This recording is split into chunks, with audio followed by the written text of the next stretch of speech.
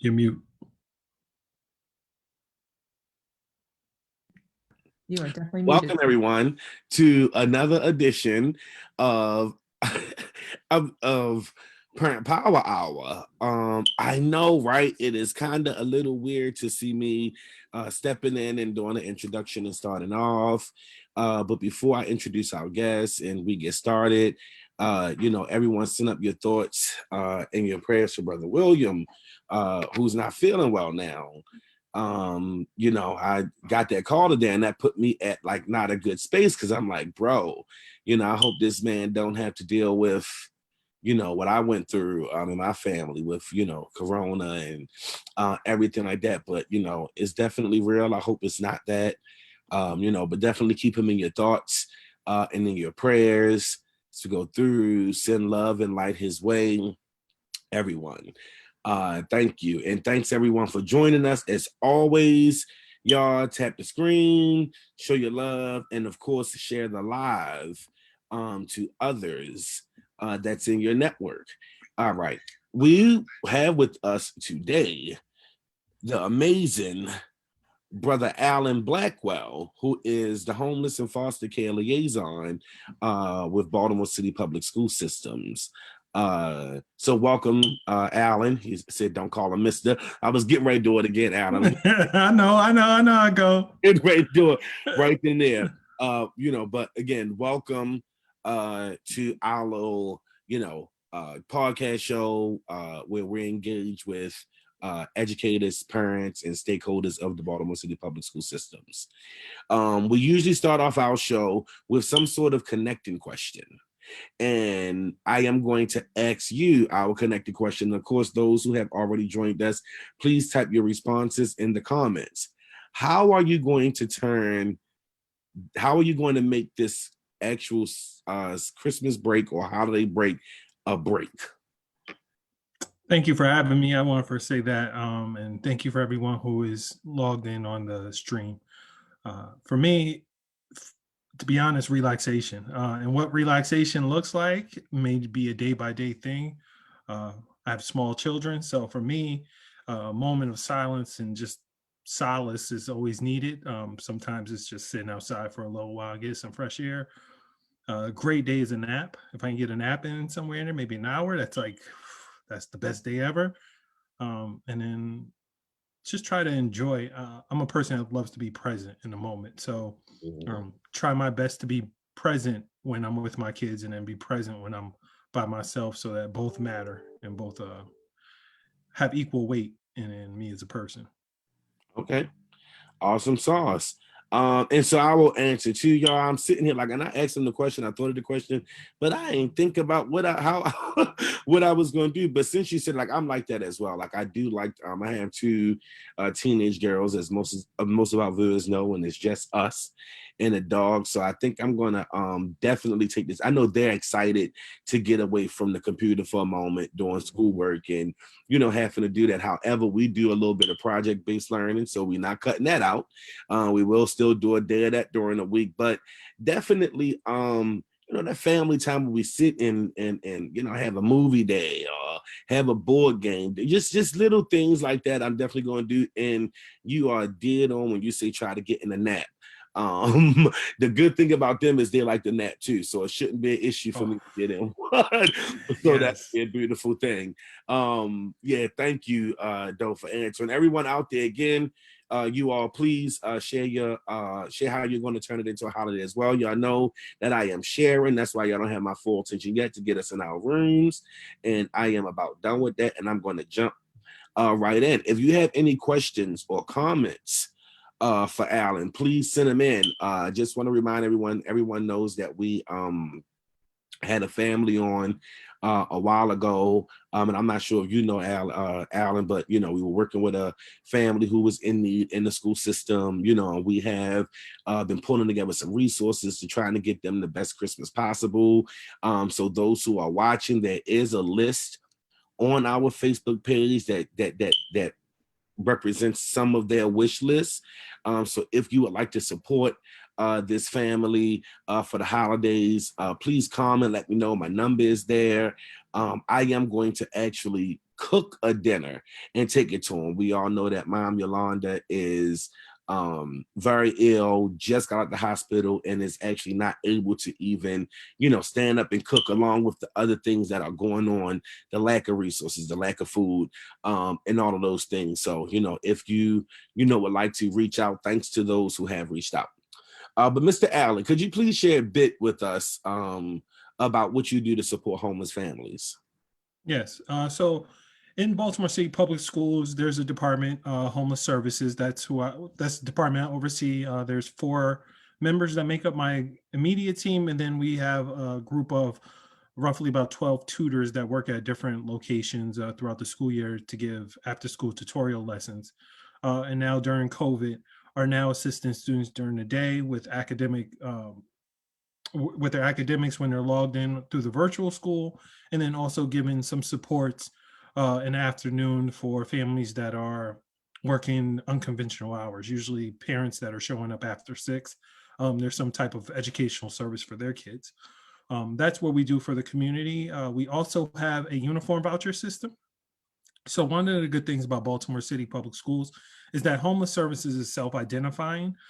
So you can just tell a staff member at a school that you're homeless, and then homeless services go into effect. There's no documentation or paperwork that you need to present, and that puts you in a position that we can start rendering services. So I kind of gave the first one, which is the shelter programs that we run. We also have a uniform voucher system where we do 2 $300 vouchers. Per student. So if you have 3 kids in your family, they're all entitled to a voucher. And that's to buy clothing, all school related items. Let me just put it like that. And we left it as broad as possible because under COVID, we know that students have other needs that are not just uniforms. Also, the uniform vouchers, even though it says uniform vouchers, not just for uniforms. It's really for any clothing item. And then we also included the cost of a coat in that. And then we also provide transportation to and from school. And the good thing about that is anywhere you are in a city, we will provide transportation to get you to and from school. But let me throw the caveat on it. If you're in 6th grade and up, you're only qualified for MTA pass because that's the policy of the district. 5th grade and below, you qualify for either a bus, a school bus, the MTA bus with a parent pass included, or a cab service. And that's probably the biggest resource that we provide because the individual costs of transporting a family or a couple of students, because we try to do it based on household. So if you have multiple students in that household, each student is entitled to transportation to and from school. And then we cover all fees associated with school. And then we also provide a couple additional resources such as hygiene kits, school supplies, winter gear, and a lot of other items that we just will get from either someone who donates or a provider, and then distribute that throughout the community. Got you. Thank you. Before we move in, I do have one question, but I want to welcome. We always like to shout out some of our folks that come in, sharing love, showing love to our supporters.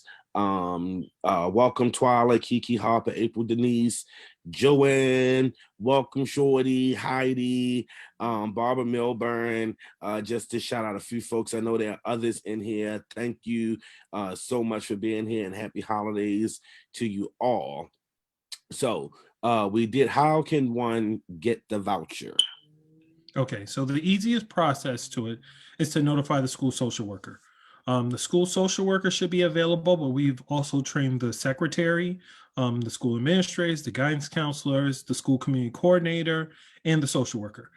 So any of those individuals, all you need to do is call the school. You do not need to show up in person for that service.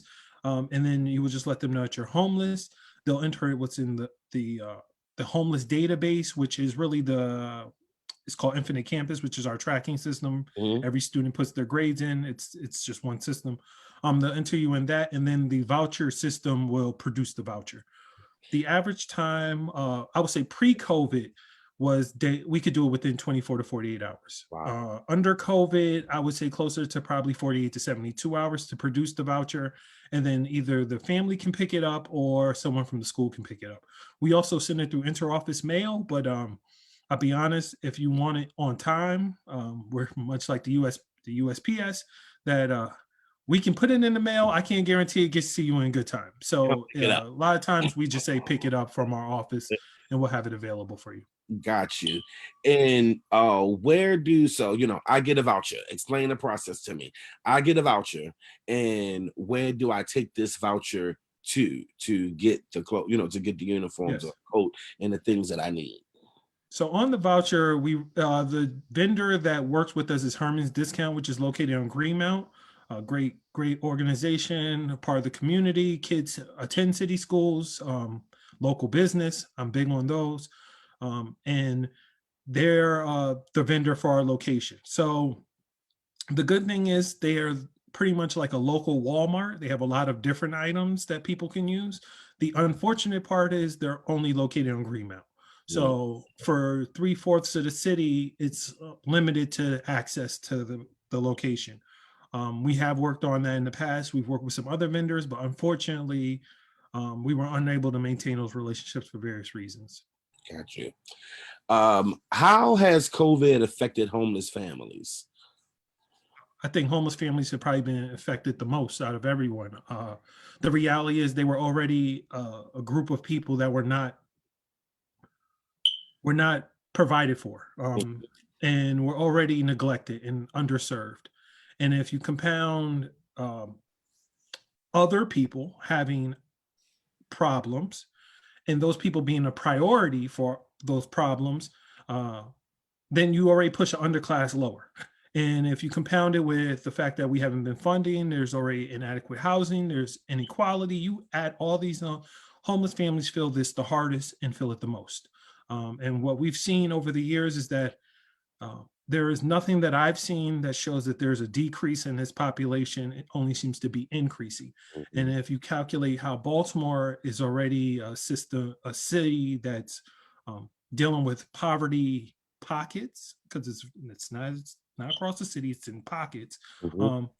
You can see the development of how certain communities are being underserved. And we've worked to combat that. We've worked on central projects that are looking at like specific communities. I'm just going to use like Sandtown, Winchester, probably being the most visible, and working with local organizations to provide services for families.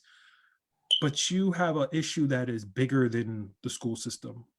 I would argue it's a societal issue more than it is an education issue, and that the school systems have now taken on the responsibility of doing more than just educating. So, and I say that to say, when your school is the one who's providing education, is now the resource for housing, is now providing food, is now the central location of resources, you have other systems that do not take up the weight of that. And if you have a population that is transient, meaning they're moving from community to community, and they're not building roots in those communities that they're moving to, they're going to be further pushed to the outside and lack the resources. Yeah.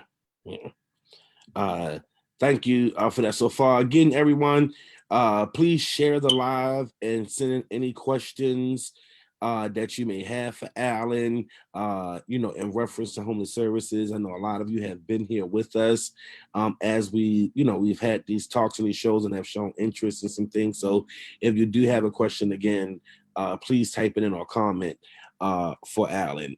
Can you explain a bit about the CARES Act funding? Yes. So the CARES Act was passed in March of 2020 towards funding for COVID-related issues. Part of that was written specifically for homeless families and allocated funds towards that. That fund was managed by Maryland State Department of Ed, who has disseminated that money out to different locations. Just for the sake of transparency, I know I said a lot. Previously, we received the same funding as every other county. All right. So you think Baltimore City was getting the same funding as Wacomico County. So if Baltimore City by far has the highest homeless population in the state. So the funding was equal. What happened was through the CARES Act, they were able to allocate the funding based on need. So now Baltimore City had an increased funding source towards homeless services. However, services are rendered through individuals at the schools, and the schools are closed. So you have basically this pool of money that came into service families, hence why we've had increase in the amount of money for services. But then you had a decrease in the services being rendered because either one, families don't know that exists; two, they're not going to the schools asking for the resources, or three, they don't even know it exists. I Mm. mean, we are. This is my 4th year in this position. I am still in the process of teaching staff members how to inquire about homelessness without being intrusive, and then also how to break down stereotypes that people have of what homelessness looks like. Homelessness does not always have a appearance that we're looking for. Sometimes it is the ways in which we manage not having that appearance. So I would always argue that the kids who usually are quote unquote the cleanest are the ones who are the closest to it, because their parents don't want you to think that they're in that condition. But at the same time, when they ask for that help, we don't not we don't hold that service against them because they have on nice shoes or because her hair is always done. Those are not. So it's trying to break down that on both ends. And I would say on the other side, always working, and that's why I'm appreciative of a forum like this, to educate parents and let them know that this service is here for them and that they're entitled to this. This is not they pay for it with their tax dollars. This is written legislation. This is a legal law that we are to follow as a district. So there is nothing that holds them from obtaining this resource. Got you. Got you. So you've been in this space for a little while, and here and absolutely seem compassionate about it and seem to be doing a great job. If you could reinvent the way that service and supports are provided, what would you do differently? Being honest, I'm a. Let me just be candid. I'm a homeless liaison for the district. I don't provide any housing. I don't connect you to housing. I can connect you to other organizations that have housing resources. And in this work, I've noticed that those are all limited. So what I would say in revamping or relooking at this is, how do we look at housing? Um, because the conversation around healthcare being a human right, housing is a human right. Housing is a part of surviving. And until we can provide food, clothing, and shelter, which is the premise of how I exist, Mhm. is that food, clothing, and shelter is essential. Until we are providing those needs, everything else I'm providing are just band-aids on the problem that exists. And I'm openly acknowledging that for us to change this model, we have to almost in a way challenge those in power who use this, because what I'm telling you is used for funding. It's used for other resources that are allocated to our community, but don't ever get to our people, because the people who know that these things exist don't ever transfer that information on. Mhm. Um, so you can have these resources come in. You can have a person like myself who will come and do the work, but then when the jobs programs that are needed so that people can afford to feed themselves, or the housing programs that put people in affordable housing that's of quality, or the food programs that are feeding communities but are creating access barriers. All these things are a part of a systemic problem that we have to address. Yeah. And homelessness is a reflection of that problem. Mhm. Without a doubt. Without a doubt. Appreciate that. I definitely appreciate that response. Hearing a lot of people who do advocate for housing is sometimes it's just like, oh, get them in somewhere. But I like that you said quality housing. You know what I mean? Because like this is what people deserve. You know what I mean? Like quality housing, somewhere good to live and lay their head at. Welcome those who came, you all. For those who are joining us, we have Brother Alan Blackwell, who is the homeless and foster care liaison for Baltimore City Public School System. If you have questions, concerns, thoughts, definitely please comment them in the comments so that we can ask him now. If you are connected to people who may need resources, I personally did not know about the voucher program. So I'm definitely going to, I appreciate that. I will ask you, is there so I know they reported to the school. Is there any direct connect to to your office, or is it only through the school? So, a great question. I oversee the entire district. So I oversee roughly about 125 schools. Okay. So the reality is for us to be able to do the work. The school has a school-based liaison. On paper, it's either the social worker or the school community coordinator.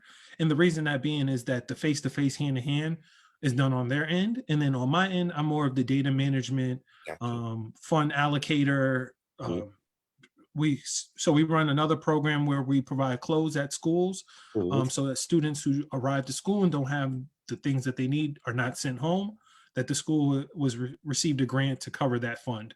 That was one of the projects we had initiated over the last 2 years because we noticed that, one, our kids were not, just in general, I know that kids want quality. They want to wear good clothes. They want to smell nice. They don't want to wear shabby clothes. So it's like, I don't need a child to tell me that. I know that. So how can I address that without someone saying it to me? So we created a grant for schools. This year, we used that grant to purchase roughly about 500 reusable masks for each school so that they can give them out to the kids. And then we purchased clothing items for the kids for when they return, they can have a pair of pants. So the goal is to always have a child at a clean pair of pants and shirt. And we say it's for homeless students, but then I always acknowledge that if a student shows up to you and their clothes are dirty, I'm never going to say, "Are you homeless?" That's not the first question you should ask. Right. It shouldn't even be a question you ask because a child in need is the child we help. That's our goal. Dope. So, yeah. That's nice to know. That's very nice to know. I wish this, just in my experiences throughout, being in schools and working with different schools and stuff like that, it just, this information doesn't seem like it's readily available. You know what I'm saying? To people, there's been so many situations where I have known of homeless families in need. And I mean, sometimes from the school, you get like, there's nothing to be done. I heard you say, I don't want to get off. I heard you say that housing was kind of like a gap in the services. Are there other gaps that you see in the services that are provided? So I'll break it down on every level. Mhm. From a federal level, there is a need to initiate um, a housing moratorium, period. Like there has to be something from the federal, and I say federal because this is a multi-billion-dollar idea. This is not for us to put people in quality housing, there has to be big expenditures going towards that. That's the big plan, right? So I say that because the state funding, which under Larry Hogan, and fortunately I had a position prior to this where I was working in youth violence prevention, and that was closed down under Hogan administration. And one of the things we always talked about was, how do you deal with crime? Crime is a reflection of inadequate jobs. Like if a person can't get a job, then they're going to choose the option to feed their family. So how do we provide that? And homeless services is always we're reactive. It's a reactive based business, right? So it's like, I could tell you looking at the numbers. So let me give you some hard numbers. Last year, we serviced 3,500 students under homeless services out of 80,000 students. This year, we're roughly about 2,000 students that we've serviced.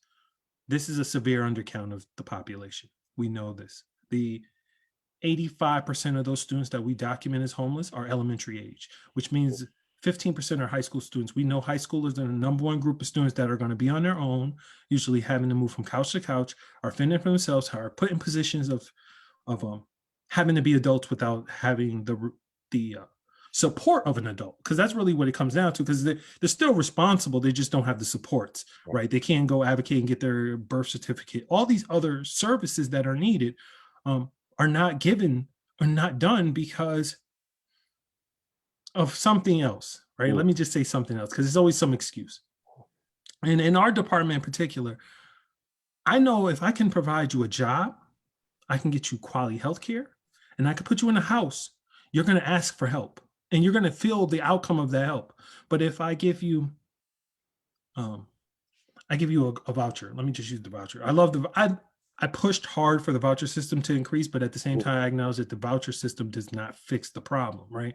I'm talking about the homelessness, and I'm not talking about housing, right? So at a state level and at a local level, we have to look at how we are servicing homeless families. Because another thing we notice, and we've always tracked this data, that families who experience homelessness are more likely to experience it again, right? Because whatever the issue was that put them in that condition, we don't fix that. We'll put them in a place and say, you've got a place to live, you're good now.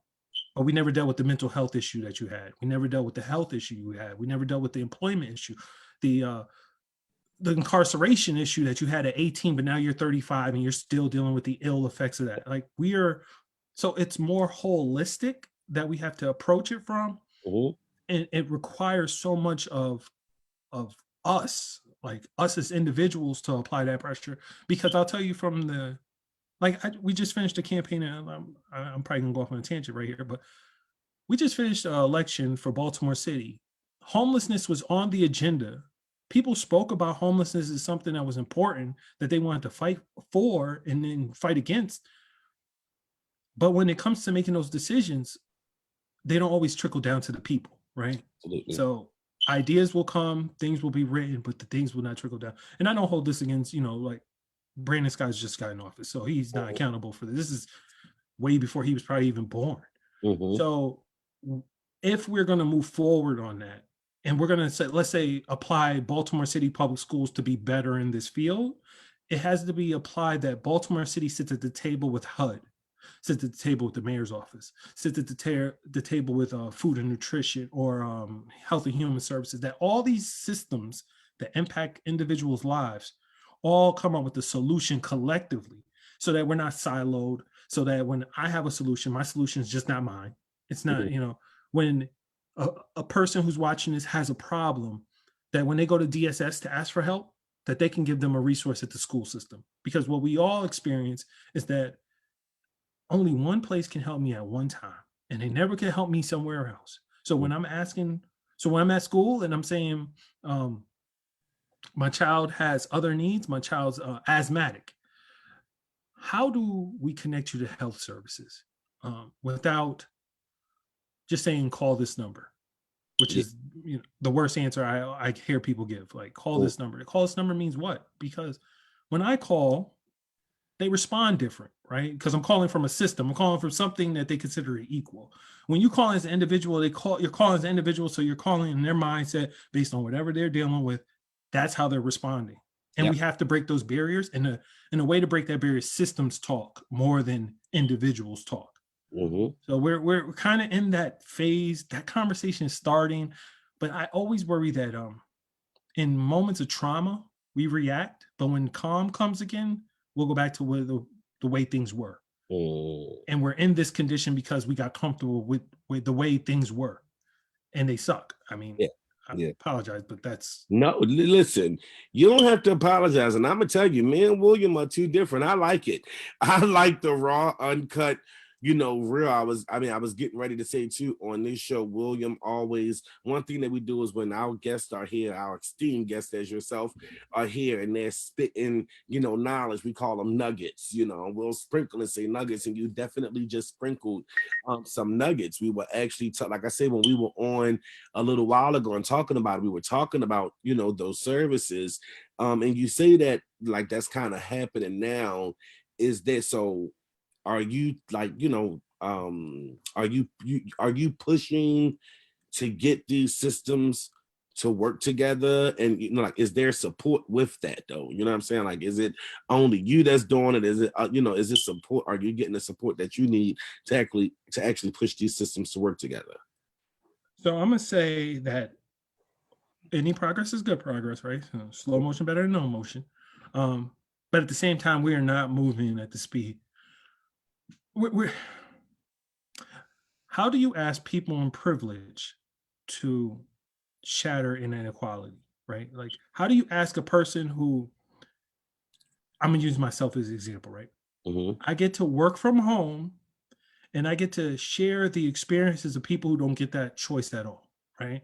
And I sit in amongst groups of people who are well-to-do, that are not being impacted directly by COVID in the sense of their employment, making decisions for people who didn't get a fair shake prior to this, right? So it's just like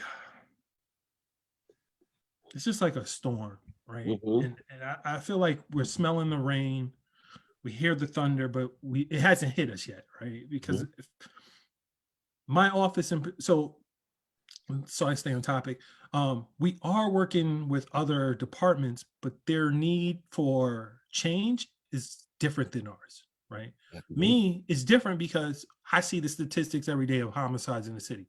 I Mhm. understand they're a little different because I got to ride through the city as a Black man. I see it different because I went to Morgan State University and I was in the Northwood community. I understand it differently than someone who may have come from somewhere else, got a job here, which I don't fault them. That was just employment. And Mhm. you were put in a city where you got to live in an area that you don't get to see the ills of the city. And Mhm. it doesn't impact you. So, and then when you, and then, and I want to, I don't want to say this, but I do want to say this. When you get people from the community that get to sit at the table, they don't say nothing.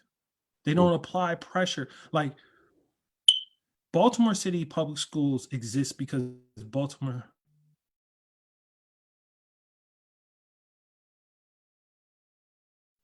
Uh-oh. Do we have a little bit of technical difficulties here?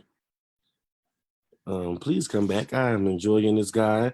And again, for those who are just joining us, we are joined by Alan Blackwell, who is the homeless and foster care liaison for Baltimore City Public School Systems, who's definitely dropping nuggets. I'm enjoying this. I hope we get his connection fixed quick and that something happens. I think we may be connected in another way right now, and I'm checking it out because this is great and great. Okay, here we go.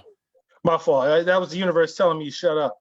No, I don't think so. We're enjoying it. The folks who are watching, it is so great when we get folks in positions of power to communicate one on a level that regular parents can understand and also show, you know what I mean, a real connection to the issue. So I don't think the universe is telling you to shut up at all. You know, I think the universe is saying actually speak more.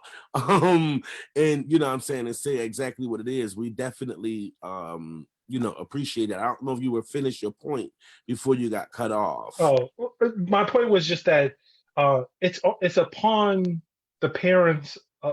So something that I always hear in jokey is like Baltimore, whatever the thing on TV they show where then they'll do like a news broadcast and they'll talk about how bad Baltimore City public schools are, right? And that seems to scare people. Um, but I always worry that we shouldn't live out of a fear-based work, right? Like the thing that makes us great is that this city is built into this. Like this is our community, right? Baltimore in particular is it's little communities that make up a town, right? That we always would say is a city, but it feels like a little small community because everybody knows each other. Mhm. And it's like the only way we can move this and change this is if we move as a collective. And for us to challenge, because there are major funders in the city. That's a whole nother subject. And I'm pretty sure when you have nonprofits on, they talk about funding and funders with the city. Um, the resources of the city are controlled by a small group of people, but it impacts the entire city, right? So we're always in this condition where we're asking the folks who are not of the city or are not as invested to do good work, and they do that work, but they can't do it to the scale that's necessary, right? Mhm. Because I think that if you want to do something, this is just me being me, you have to create an employment program for everyone. Like it has to be some form of feeding yourself for all levels of people. So that's not a homeless issue per se, it's not specific to homeless, but jobs impact housing, right? Or if I say, one thing I'm loving, so we're going to put $40 million towards food programs. Now, my mindset is if people see that they can get food resources to their community and get fresh fruits and vegetables to their homes, that's a program that we can continue over a long period of time. And now no longer food is an issue because it took COVID for us to now look at food insecurity and food deserts as Mhm. if we didn't know that this already existed. Already exists, right? So we're in these bad times, I feel like some good things will come about. I feel like parents challenging the system is what makes the system change. The system internally will not change because the people that make up the system are comfortable. You Mhm. know, they're comfortable. Mhm. And the only way to change comfort is to make people uncomfortable, and not in a way where we're just like I always feel like when you say that, people think of breaking it all down. My thing is find things that work and build them up.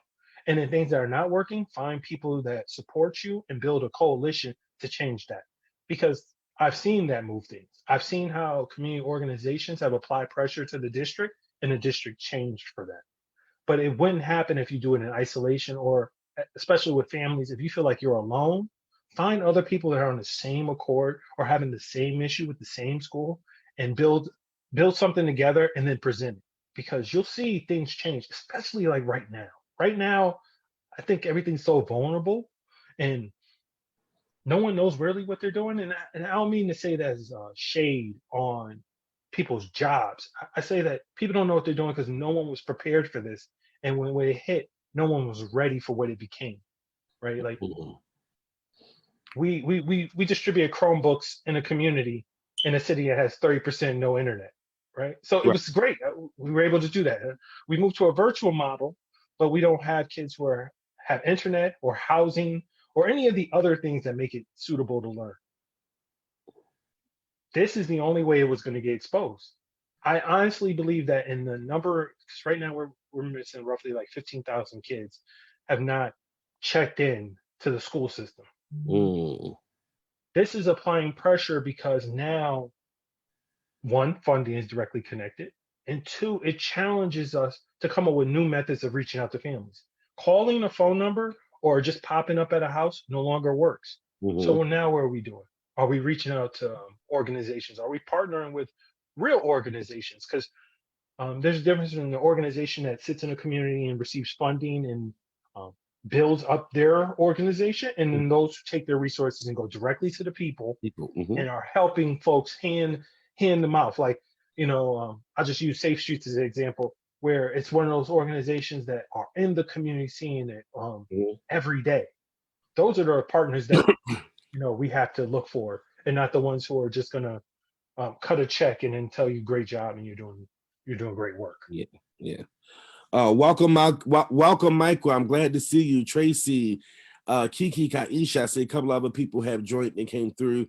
Thank you all for joining. Of course, tap the screen and please share the live. I know that there's 15,000 kids that are disconnected. You currently 15,000 kids are disconnected. I do want to say a couple of and I hear you and I appreciate those points. Now, as an organizer, as a parent organizer, and doing some things, I think if everybody had the mindset that you did in positions of power, because there have been many of times where parents and other people have definitely reached out to help and have been shut down or have not been included in a lot of things. You know what I mean? When it comes to, so like, I definitely don't want to, exclude that one, because I've been a part of that. And so many other parents have, but we definitely appreciate your great nuggets. As I said, people are loving them and rolling with them. One thing so it kind of go back, I know you answered the question, but I'm really big on relationships, and so are other people. And a lot of parents and folks just don't feel comfortable with staff at schools for many different reasons. So what could be put in place so that these resources that your department provide, they can get with, what I'm saying, without, I guess, I don't know if they have to go there, but again, I know when you're feeling really uncomfortable or you're worried that this person is going to try to get you in trouble, for whatever reason, you don't want to go to them. So there's like no way around, what I'm saying, just a parent actually being able to connect. So there's always a workaround. There's always a workaround. So okay. I would say this. I'll leave my information. I'll leave my email and my phone number. I'll tell you now, my email is a lot easier for me to respond just because of the amount. But email me. I'm here for good trouble, right? So if we are being underserved, you're never going to have me say that's okay, right? Like I'm here for that, or as us old folks say, I'm here for the smoke, like because I just want to challenge the district to be better. I believe that education is the way out of poverty. As a person who was first generation college graduate, first person to go to college, like it had taken me literally 15 years after graduating from college to finally see the value of it. And I see that the only way for me to find that opportunity for others is to open the door, right? Is to challenge our district to open the door. So I always will say, reach out to me, because whatever the issue is, I mean, I only deal with homelessness, but if you're having a school related issue, I'll connect you to someone. If Right. someone at the school is breaking the law, I'll get you connected to someone. Like, I'm here for those things because that's what makes us all better. And then I'm also a big proponent of children first, right? So it always has to come back to kids. Yeah. If I am failing kids, I'm failing myself, right? Because at the end of the day, that's my investment. My investment is in our youth. So how can the way in which we change that is as adults to use our positions of power to challenge authority, right? So I have no problem going to a meeting. I've done this before, saying where we're falling short, because Mhm. I'm gonna tell you now, I know I'm falling short in as far as servicing homeless families. Because if I open up with, I'm the homeless liaison, but I don't provide housing, then I'm really just a member of a team of people getting a check too, right? Yeah. Now, there's some nuance to that, and we try to create other opportunities amongst that. But at the end of the day, this is a housing crisis being pushed onto a school system. And if you see that as a problem, then we must deal with those issues straight up, Yeah. right? So I feel like the housing issue that's a mayor issue, that's a housing, that's a HUD issue, that's a housing authority issue. School, the fact that kids can't log into computers, kids are not getting access to education, quality learning, that's a school related issue that needs to be applied pressure. But what happens is, and this is just a part of our, I guess, what our administration, our federal administration is, it's a hodgepodge. So we just get mad at who's available instead of who we need to be mad at. And that's no fault, because truthfully, sometimes, and I'm pretty sure your families can understand it, no one listens. And that one person that finally listens, you have to tell them everything that you've been through to get to them. Mhm. So truth is, most people on here don't know who I was. And it had taken me to come on your show and have an opportunity to speak to you before they even knew that the person who's been doing this job for 5 years behind the scenes, working, grinding for them, even existed. Even existed. Yep. You Yep. know, and That's facts. that's what happens over and over. And I see it, I see it everywhere. And, it's just like community-based people who do the work and are committed to it, a lot of times are not the ones you're going to get in the front, because they challenge the authority that they're given. Mhm. So they want to present the person that makes people comfortable, and that always doesn't get across the message. And I think right now is that time. Like I'll share what I said to my team today. And great tragedies is an opportunity, right? So there's a new strand, and I don't want to go down that, but there's a whole. We don't even know if COVID's going to end when we expect it to. Right. What are we going to do to change the system, since everybody's scared? Like, it's like a Wall Street analogy. You buy low, sell high, right? Right now, everybody's scared. How many things can we push in that will help families, so when everybody's comfortable again, there's resources that are in place Mhm. that are meaningful? And we work with local organizations, like one being St. Vincent's. Right now, we're working with them on a housing program. Okay. How do we filter families directly to shelters? Because if I'm providing an educational program at shelters, I feel like I should get first priority to say, if a family shows up to the school and says, I have nowhere to sleep tonight, that I should be able to call someone and get them a seat, a bed for them and their kids to lay their head for the night. And I shouldn't have to go through all the other systems to get there, Mhm. because the relationships that we've built matter. You Mhm. see, I hire people that are committed to the work, and at the same time, I require a lot of them, and I ask that when I need, they show up. That these organizations that benefit show up and arrive for our folks, because Mhm. it's getting cold and folks need places to live, like, and places to lay their head. And I'm here for it, because we I only have this little bit of time.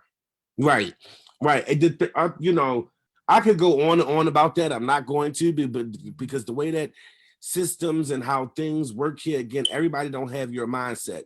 Everybody's not willing to do the work that you are absolutely willing to do when it comes to things.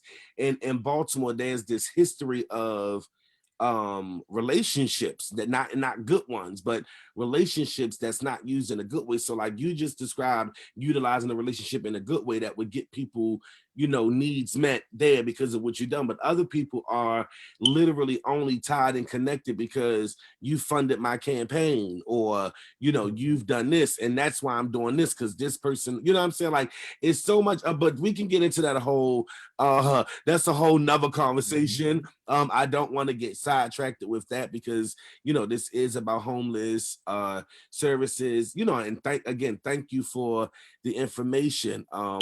How would you say learning centers are working for homeless families?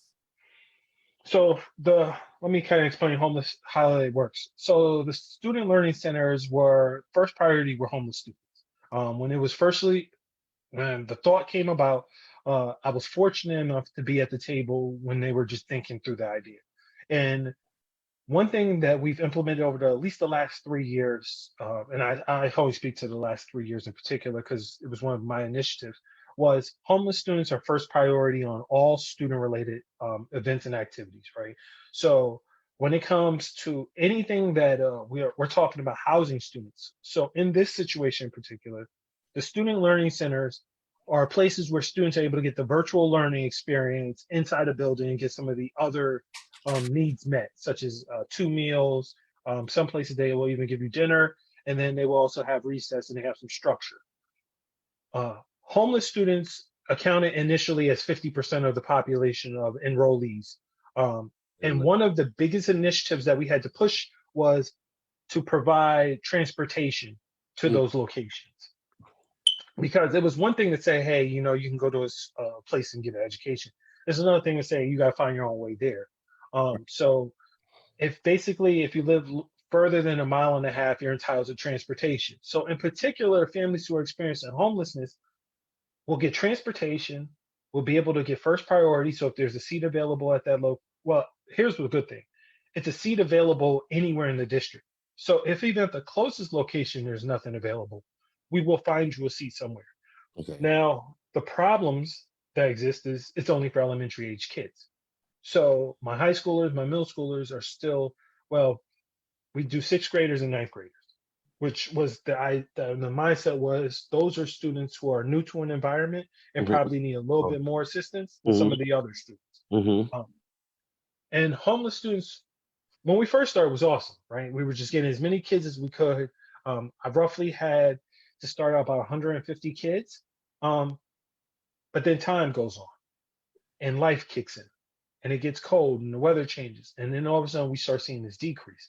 And something that we haven't built in was how do we follow up with those families who are having those issues, those crises?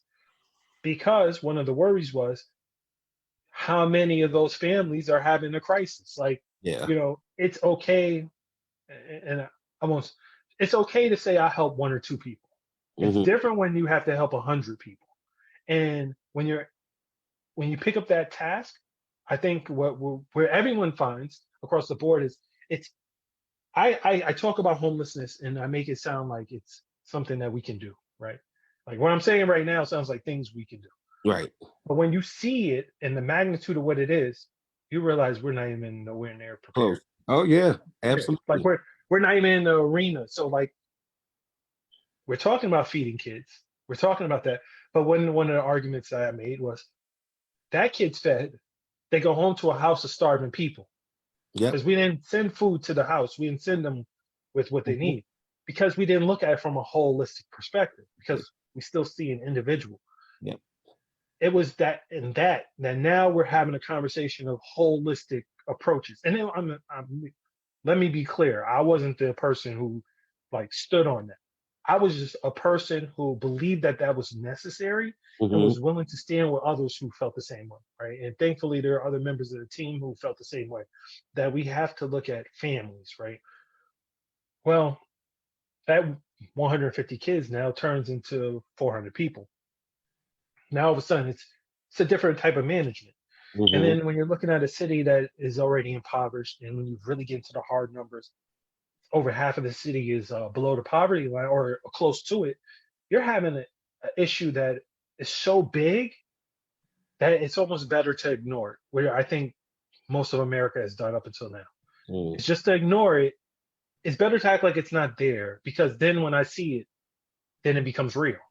It becomes real when I see that Highlandtown had ICE running through it rampant, was locking up kids' parents and leaving our 14, 15-year-old Latinx families, young people on their own, right? So homelessness was directly created by federal programs. Or when they had the police raid in Sandtown a year ago, and they had snatched up all these people. Yeah, well, it's okay to just clean crime on the streets, but those are now connected to kids, and where the homelessness goes from there. Or the foster care program that has voids in it.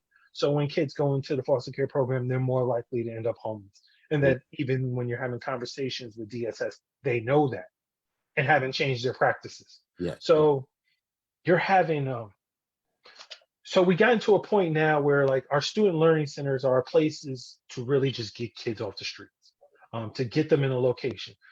Now, my office is arguing that's awesome. That's great. We're feeding them. That's what we're supposed to do. Educate them. Awesome. Now, what are we going to do? Because we have a program with Wives Central Maryland where we have 15 kids every summer. We put them in an employment program. Now, it's summer camp for them, Right. but they get paid. And then we work with Youth Works to employ kids year round, because any child 14 and older I know has to deal with real life, and real life costs real money. So I could tell you these great ideas, I could share all these great things you should do. But if you're hungry and you don't have nothing in your pocket, that's what you're going to address. Yeah. So these are things that we were doing, and we're growing and we're changing, but it's not enough. It's just really just kind of like, we're just kind of throwing, I would say we're throwing like raindrops in the ocean, because we only see the kids that come out in the dark, like come out in the light. I don't see the kids who are disconnected from school. I don't see the young people that are like, if they're incarcerated. I mean, we don't have nothing right now that's focused on incarcerated youth. And I don't say it's because they don't want it. It's because the need is so much greater than what we can provide. So I can give them information, but information is not what they need. Gotcha. Before we do have one more question again. Thank everyone who joined us. Thank you again, Alan Blackwell, for coming through. But something that is important to me, and as I said, people have watched, we know that families would like to offer support to other families that are in need. How do you think the district could utilize parent networks to fill gaps? So there is a department that, and I can give you all this information if you want to share with your network of people to contact, because we do have a parent surrogate department, parent engagement unit. I work with them quite often. I have the Office of Communication. That's their job, is actually to engage parents. Yeah. But I'll be honest, a lot of this work has to be separate from systems. I'll say to you what I've told a couple of people who want to donate to families. It is a lot better for me to give you a list of shelters and you reach out to those shelters directly and service those families directly than have a middleman in it. Because when you include the district in it, so let me say this, if I have to facilitate the relationship as far as I have to like do the transaction, there are so many guidelines that I'm limited to. So one being, I'm never going to take a gift card from one person and give it to another, right? We all know the history of Sheila Dixon. So we're not going to put ourselves in that position. However, if one of your members would like to do that, then there's locations like Sarah's Hope or Marion House or St. Vincent of de Paul that have families that would love direct support. And I think that's where we're moving towards. We're moving towards more direct support to families that are needed, and try to get away from key holders. Because truth is, you can all donate to us. He'll go into a room and have to be administered. That's not what you want. You want to be able to help someone right now, because you know people right now are in need. Yeah, the shelters are where they're at. Like that's well, I appreciate you definitely not going against how you feel or anything. That's your opinion out. But I would say though, from my experiences and other people, it's such a lack of distrust even within shelters. And some of those other places, that it makes it hard to go directly to them because of the mismanagement of funds through so many organizations and entities that's supposed to serve homeless services. You know, like I know some homeless advocates who are out there on the ground every day and they're actually doing the work, but they're not getting a nickel from any of these, you know, homeless service providers, you know what I'm saying? And they're actually doing the work. They're actually doing the work, but it'll get, but again, you know, that's another stuff. We can sit and chat about some stuff. You know what I'm saying? And a thing, thank you again, everybody who's at home. Thank you for watching. Definitely you all host a watch party, share this information with someone you don't know. I know these vouchers can help people out, y'all. And we have Alan's email address, as he said, is good to connect with him by email.